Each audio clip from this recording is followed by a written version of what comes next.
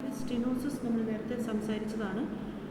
അതിൻ്റെ അകത്ത് it is a congenital narrowing of the pulmonary valve which is causing the decrease in blood flow to the pulmonary circulation. ഇതിൻ്റെ signs and symptoms എന്ന് പറയുന്നത് is cyanosis, dyspnea and fatigue. And അതിൻ്റെ treatment protocol എന്ന് പറയുന്നത് വാൽവോട്ടമിയാണ്. നമ്മൾ വാൽവോട്ടമിയെ പറ്റി നേരത്തെ സംസാരിച്ചായിരുന്നു. There is closed valvotomy, അതായത് മിട്രൽ വാൽവിൻ്റെ വാൽവോട്ടമി, ക്ലോസ്ഡ് മിട്രൽ വാൽവോട്ടമി ഉണ്ട്. മിട്രൽ സ്റ്റിനോസിസിൽ ചെയ്യുന്ന procedure. It is a procedure via the left anterolateral thoracotomy through the 4th or 5th intercostal space. Anterolateral ആയിട്ടുള്ള thoracotomy ഇൻസിഷനാണ് 4th or 5th intercostal space.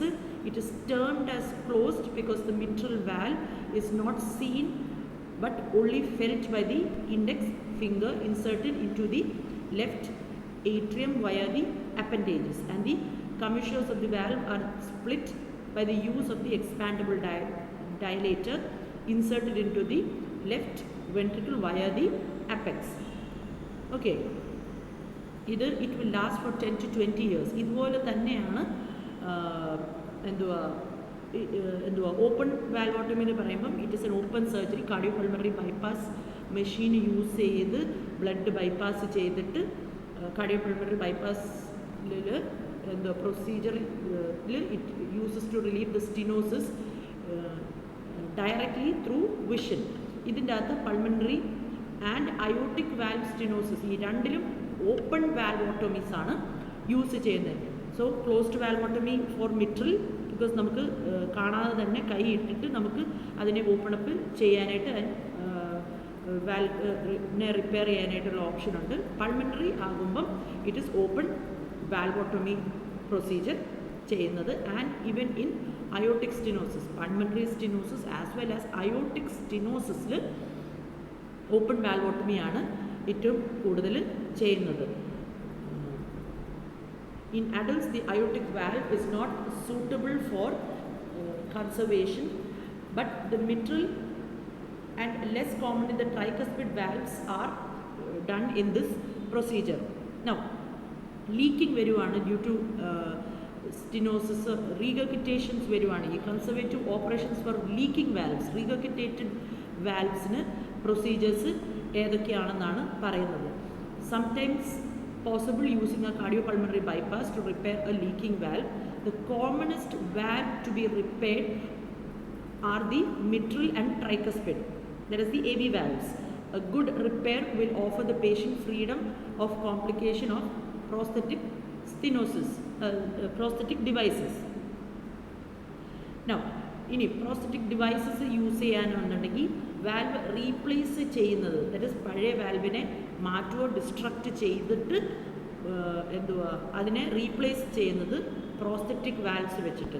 There are 2 types of prosthetic valves, mainly mechanical valve prosthetic ആയിട്ടുള്ളത് and valve replacement biologic ആയിട്ടുള്ള വാൽവ്സും ഉണ്ട്. That is from pigs ഒക്കെ ആയിട്ട് ബയോളജിക്കലായിട്ട് human അല്ല ബയോളജിക്കലായിട്ടുള്ള ക്രീച്ചേഴ്സിൽ നിന്ന് എടുക്കുന്ന valves which are similar to our human body. So അങ്ങനത്തെ ആ മെക്കാനിസം തന്നെ യൂസ് ചെയ്യുന്ന ബോഡിയിൽ നിന്നുള്ള വാൽവ്സിനെ എടുക്കുന്നതിനാണ് ബയോളജിക്കൽ വാൽവ്സ് എന്ന് പറയുന്നത്. So these are the 2 different types of mechanical prosthetic valves. Mechanical processes എന്ന് പറയുന്നത് രണ്ടെണ്ണം നമ്മളിപ്പോൾ ഫോട്ടോ കണ്ടത്. Ball and cage type, that is the Starr Edwards aortic valve. Starr Edwards valve, they are mechanical prosthetic valve which is a ball and cage type of valve. പിന്നെ tilt disc valve, this is the Bjork Shiley valve. Okay, there is a tilt disc type of valve. These are the 2 mechanical prosthetic valves. ഇനി biological prosthetic valves എന്ന് പറയുന്നത് പോർസിൻ valves. These are made from aortic valve tissues taken from a pig. Okay, porcine valves എന്ന് പറയുന്നത് aortic valve tissues taken from a pig. The tissue is preserved in glutaraldehyde and sewed onto a flexible stent. ഇനി പോവൈൻ pericardium എന്ന് പറയുന്ന valves ഉണ്ട്, made of ox pericardium. Okay, ഓക്സിൻ്റെ covering of the ഓക്സിൻ്റെ heart, ആ pericardium use ചെയ്ത് ഉണ്ടാക്കുന്ന വാൽവ്സിനെയാണ് ബോവീൻ പെരികാർഡിയൽ വാൽവ്സ് എന്ന് പറയുന്നത്. Preserved also in glutaraldehyde and sewed onto a flexible stent. So this is the biological prosthetic valves.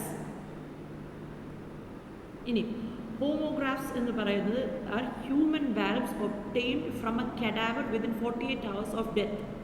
അങ്ങനെ homo valves from the same species, human സ്പീസീസിൽ തന്നെ എടുക്കുന്ന വാൽവ്സിനെയാണ് ഹോമോഗ്രാഫ്സ് എന്ന് പറയുന്നത്. These are the different types of valves: biological, mechanical and homographs, commonly used in aortic positions and sewn directly into place without a stent.